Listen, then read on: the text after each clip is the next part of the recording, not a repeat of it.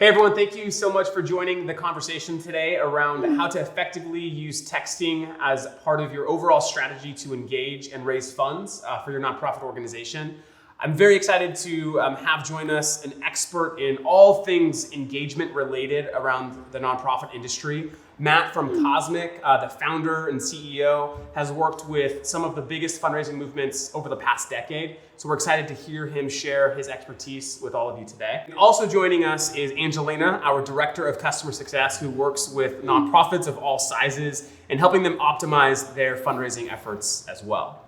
So Matt, we're excited to have you here. Can you just give us a high level kind of picture of what today we're going to be discussing?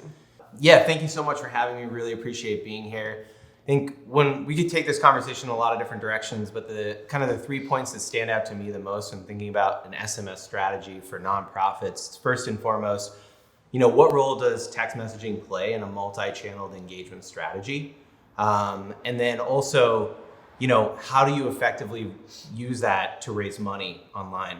That's really the driving force. And then finally, that's all great and well and good, but what do I do in the next 30 days, 60 days, 90 days to really implement an SMS strategy to help my nonprofit raise money and engage our supporters online?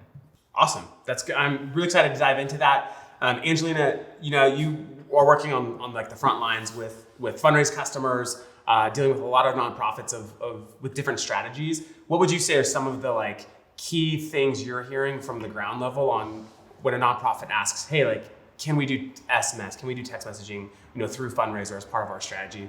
Is there any key feature that comes to mind, when that question is being asked? I think the most obvious is just raising money. How do they up their online donation throughput? But also, I think there's some fear involved with that too, of how do we not overwhelm our supporters? We're already emailing them, we're already calling them, and adding in this other component. How do we do that well?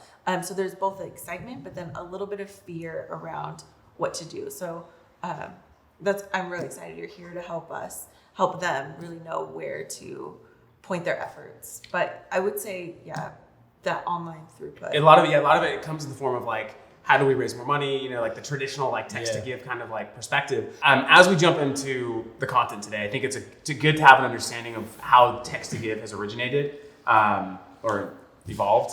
Where it's come. Yeah, where it's come, exactly. A lot of people probably first interacted with it with something like the Red Cross and the disaster efforts that they lead. Talk to us about where it started and where it's going. Really, text to give has evolved so much, and I'm really excited about where it's going, because historically you think about text to give as text, Red Cross to 55555 and $10 hits your phone bill. For nonprofits, there's a lot that goes into getting that set up. It can be really expensive. You've got to get carrier approved. The short code's expensive, and you're limiting the donation amount to that $10. And perhaps most importantly, you don't get the donor data, right? Yeah. So it's really difficult to engage and build a base of loyal supporters without that constituent data. So where are things going now? It's what's awesome is on the side on the engagement of texting, where it's more you take them to a long form and they can make a larger gift. You have their donor data. Historically, that's been a little bit difficult to process that donation because it's required someone take out a credit card. But that's changing too, right? Within the Fundraise platform, the ability to use Apple Pay really cuts down on the time. So it's really exciting, because ultimately now we're kind of getting the best of both worlds. We're getting ease of use, easy to get set up, but also you've got the ability to make a larger gift and get that data. I think that's really exciting for customers, particularly fundraise customers, who can just start compounding those features. They can have wealth information, they can segment their supporters, and they can then send out a link that gets them on Apple Pay, on their phone, checking out without entering really anything but a thumbprint. It's really exciting. So underneath it all, what is powering the text messaging within the Fundraise platform? We've built on top of the Twilio platform, which is a super robust platform that we're really excited to be using. What exists today in Fundraise is just the beginning of where we're going with all the different text engagement strategies. And so we're incredibly excited to be being able to build on top of Twilio's APIs. Awesome. Yeah. texting seems, and maybe you could elaborate on this, it seems a little bit more personal. Yeah. Where it's this is more of my personal space versus like my inbox, on my computer. Yeah, I think that's a really good point, and there's a couple of tactics we'll probably get into later about how you can really kind of segment your donor base. But at the end of the day, just like every channel, text messaging is about it's meeting your constituents on their preferred platform with their preferred message at their preferred time. And I think it's really important to think about when you're about to send out a text, would I want to receive this message?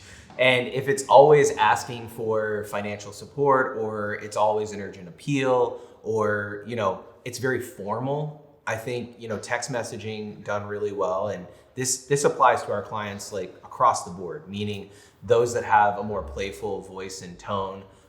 Somebody like an emerging nonprofit like Salampta Family Project that works with orphan children in Africa and pairs marginalized women to create these forever families.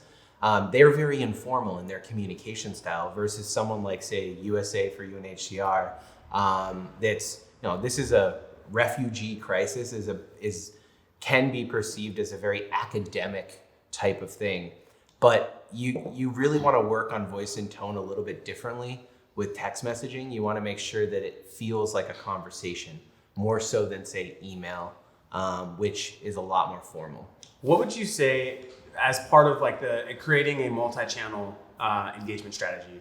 What volume should texting make up of that overall, like all those touch points and communication points and so forth? Yeah, so when I think about how frequently you should engage a constituent via text message, I think, it reminds me of, I know Fundraise advises clients on this all the time.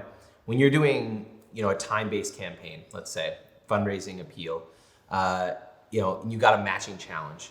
We know that if we have a time-bound, like say 24-hour matching challenge, we can send typically 3 kind of communications to that one constituent in that 24-hour period. That's effective. You don't get like burnout from it.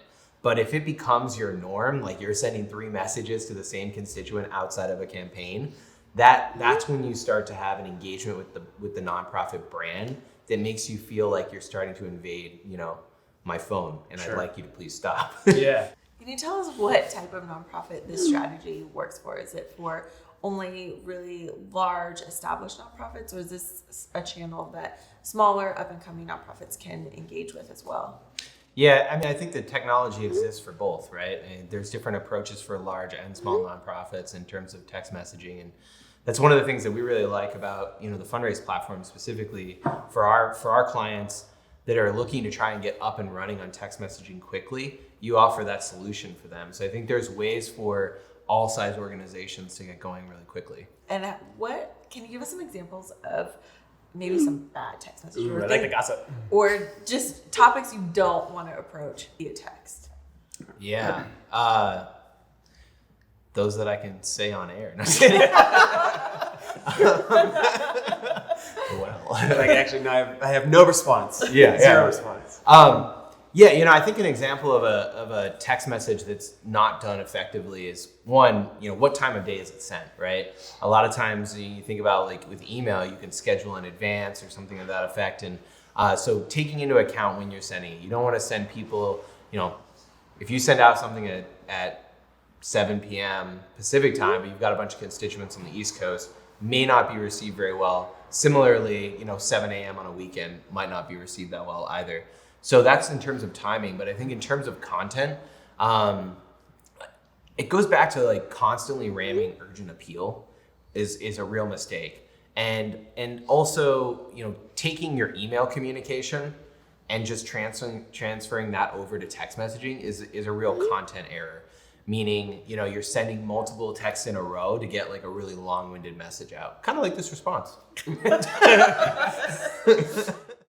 Okay, so with investment of resources, people's time, technology, things like that, how do people go about doing this? Is it really time intensive? Is it really labor intensive? How do you recommend people a lot for those kinds of things? At the end of the day, I think text messaging and to the help of platforms like Fundraise is becoming increasingly, more easy for nonprofits to implement. It doesn't require that you have full-time developers. You don't have to build that code in-house. So in terms of, what kind of resources a nonprofit would need in order to get going with text messaging, it's surprisingly little. It's actually more on the content side that you need to be focused and less on the technology side, because the platforms exist that'll allow you to send text messages to your constituents. Okay, so I have like a series of questions I want to ask. Okay. That are probably mostly yes or no, or like needs more explanation of why it's yes or no. Yeah.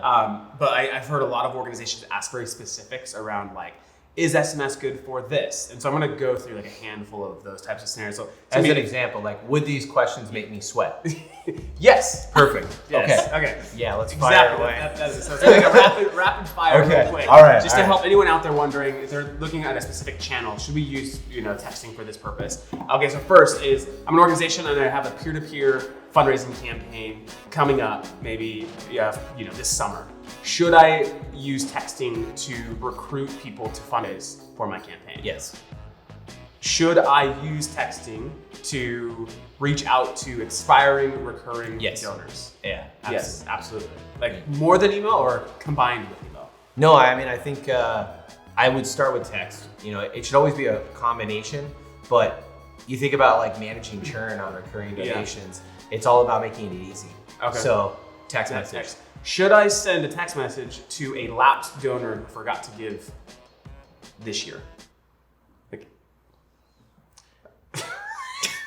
Maybe.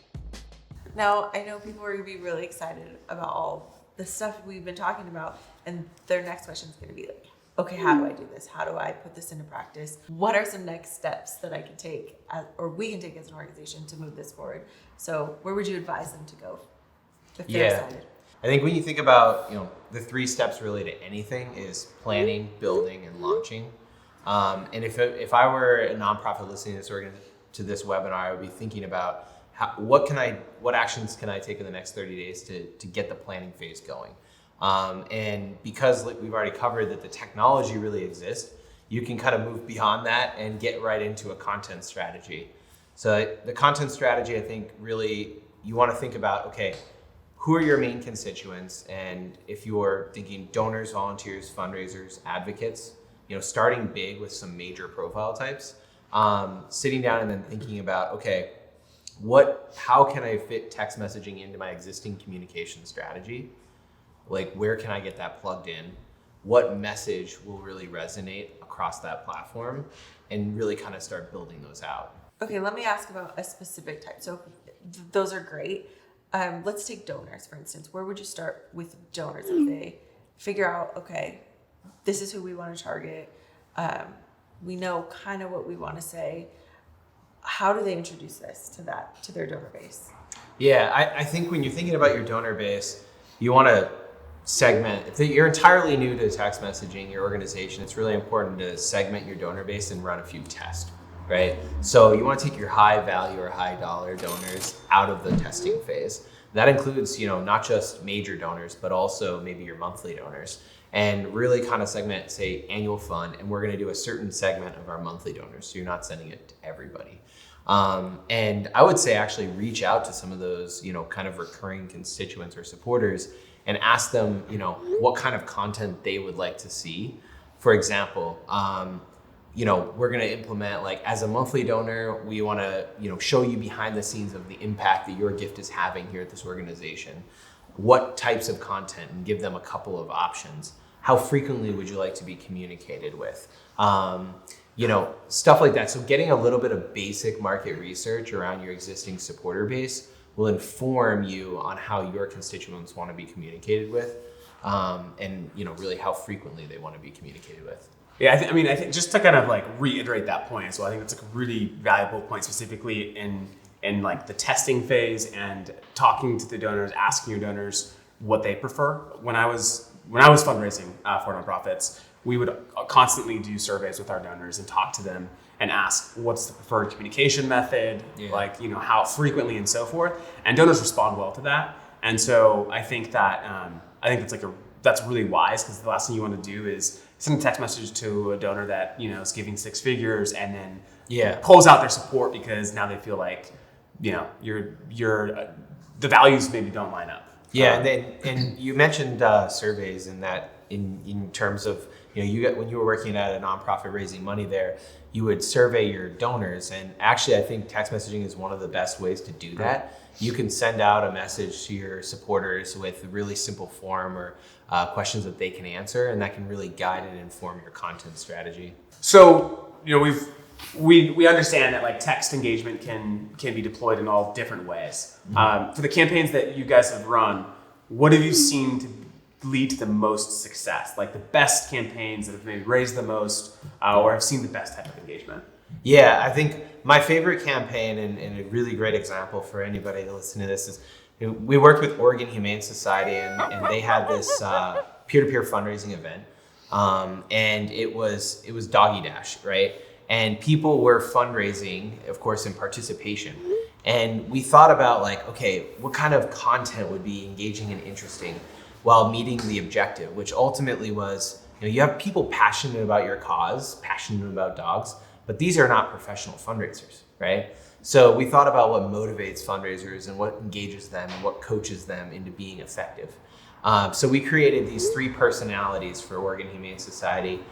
We had a feline cat that was really focused on mission and impact, right?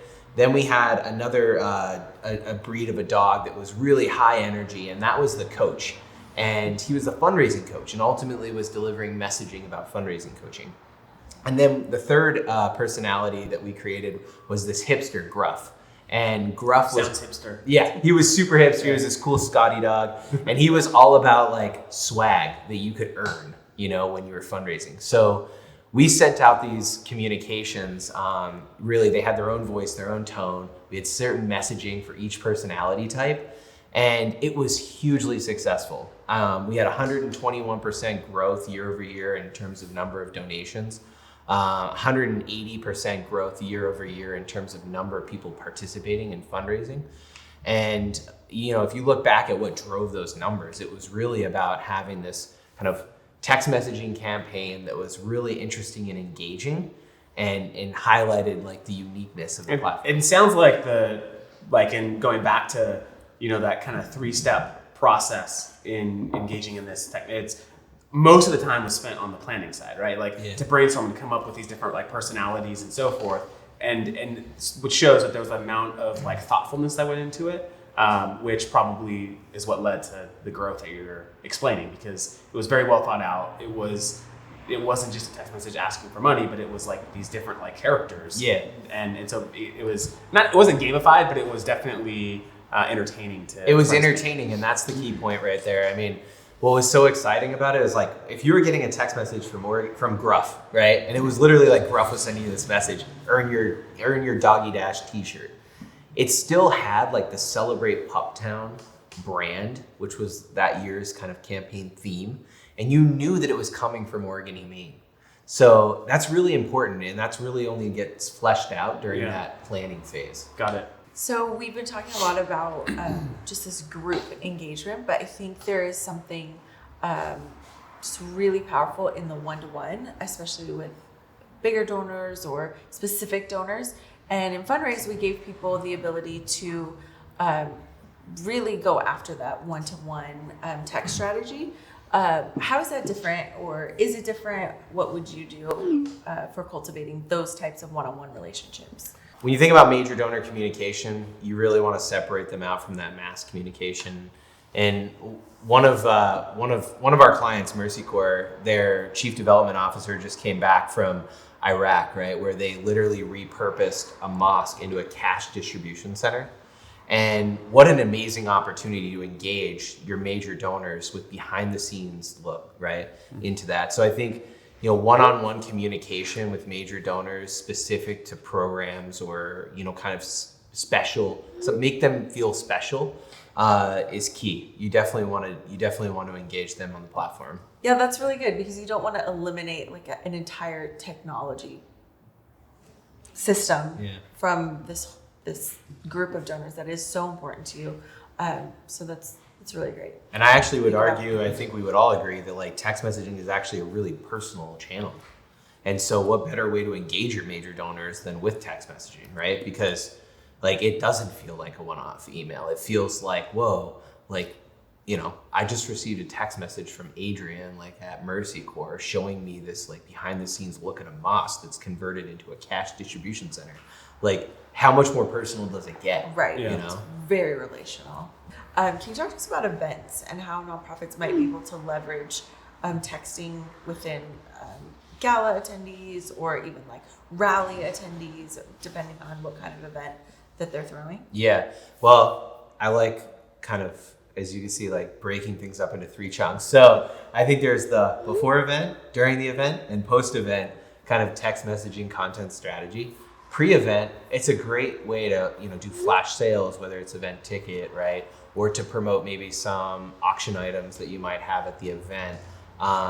During the event, it's really effective way to let people know like, hey, silent auction is about to close, or here like is the actual impact of the gift that we just received, right? You can kind of really use the during the event engagement to draw out additional money. Then post event, it's a really great way to kind of begin to share that impact story. First and foremost, express gratitude. And think about like when you go to an event and you experience the brand, you got all the access to great photography from the event. Like that's why people are going to events. Like it's a social setting, it's a way to engage, it's a way to have fun. You can start there, and then you can really start to build upon and transition like, hey, that event that we all experienced, it translates into real meaningful impact for the communities that we serve. Recurring giving is obviously on the forefront of every nonprofit's mind. They want to ensure that they're not only taking care of those donors, but expanding them and bringing new recurring donors into the mix. So how does text engagement work with that segment of their supporter base? Yeah. Well, with monthly donating, first and foremost, it's all about expressing gratitude. But beyond that, I think the 2 most effective aspects of how text messaging can really build a base of loyal monthly donors is in 1, managing churn. So messaging out to people when you know that their credit card is going to expire, as an example.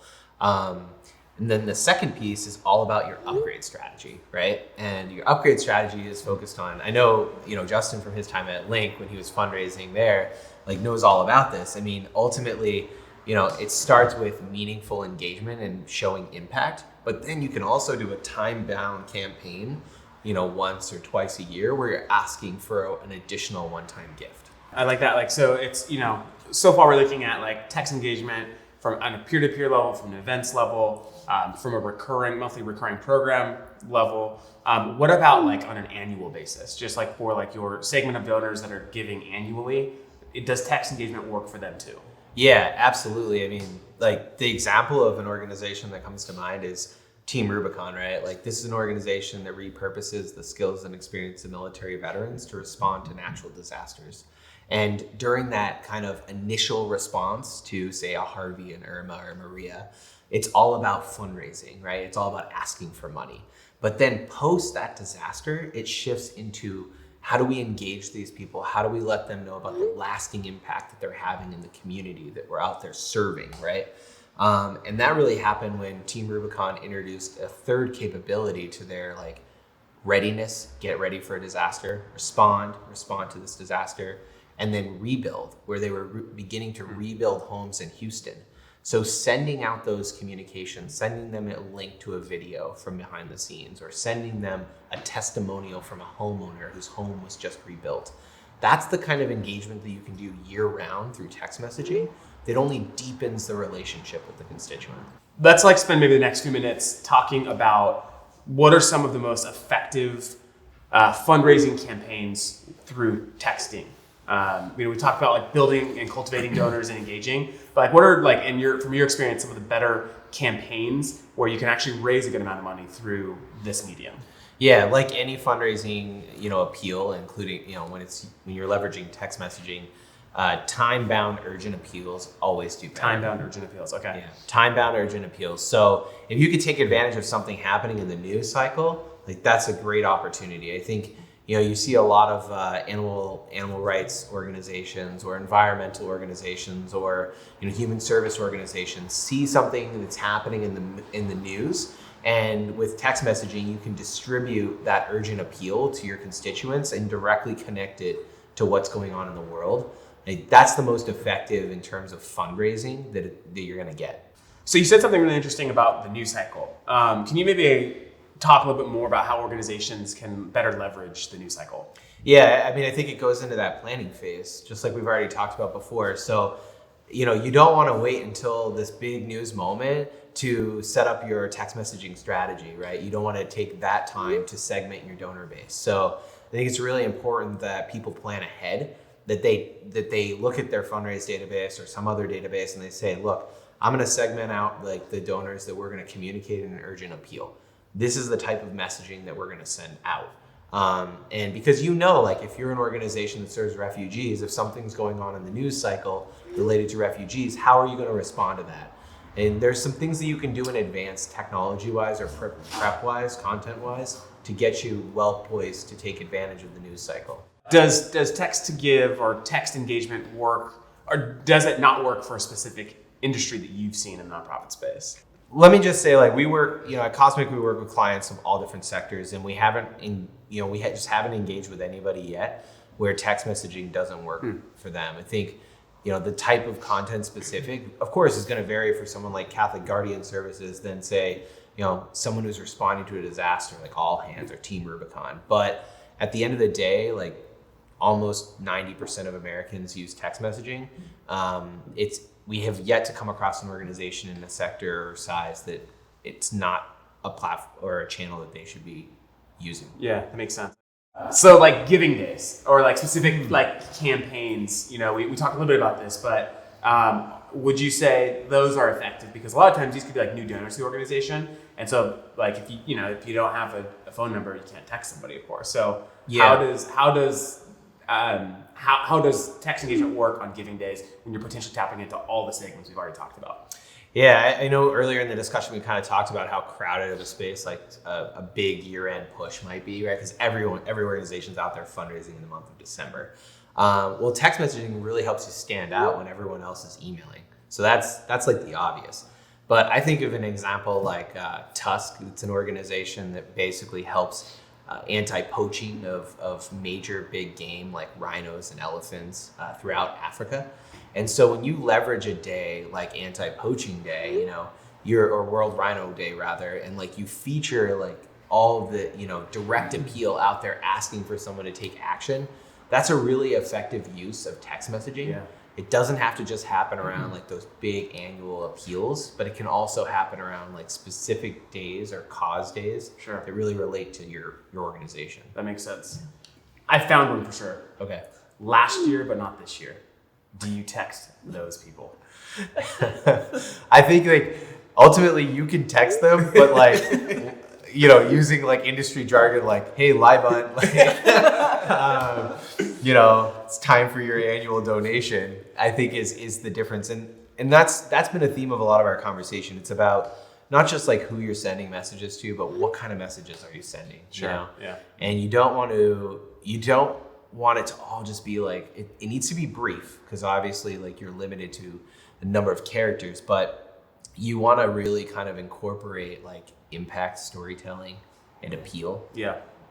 So that makes sense. So Matt has shared a lot of really great insight. And I think, for all of our customers listening, I think there's just so many different directions they can run in.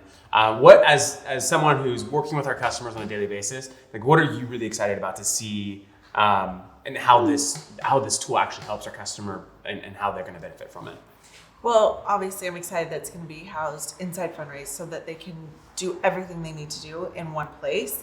But also, I'm really excited to see them get creative. We have some really amazing nonprofits that we get to work with. And just hearing what Matt was saying about the peer-to-peer strategy and creating these different personas, I think our customers can get really creative in their given sectors, whether it's animal rights organizations or human rights, whatever they might be doing, getting creative with their donors. I think different kinds of people are drawn to different causes, and so they're going to be able to really dig into those people and what entertains them, what makes them laugh, when a lot of their content might be really heartbreaking or sad. How are they kind of bringing the joy and the life and the storytelling in a new way? That makes me really excited for our customers. Totally, yeah. So if you're a Fundraise customer listening, you can obviously check out the text engagement tools inside the Fundraise platform. If you're not a customer, schedule a demo. We'd love to show you the platform and the product. And also, if you're listening and you've been inspired, as I have been, by Matt, him and his team do amazing work in just the fundraising and like operational side of working with nonprofit organizations. And you can check out their services. We'll put a link to their website so that you can check out how they might be able to help your organization take their fundraising to the next level. Wow, Matt, thank you so much for all of the insight and experience you brought to today's conversation. It was incredibly helpful, so thank you for the time. Yeah, I'm really grateful to have been brought in, so thank you very much. Yeah, it'll be great to take this back to our customers and even new nonprofits that we speak with. It's really valuable content for them. So thanks. Absolutely. And for everyone listening, thank you for participating. If you are looking for They call that enduring. Thank you for enduring. Oh, yeah, that's true. But yeah. Sorry. If you're looking for an agency to help on the content creation side of any fundraising campaign, text engagement strategy, Matt and his team at Cosmic are trusted partners, dear friends of ours. So please look them up and use them for your next big campaign. Thank you.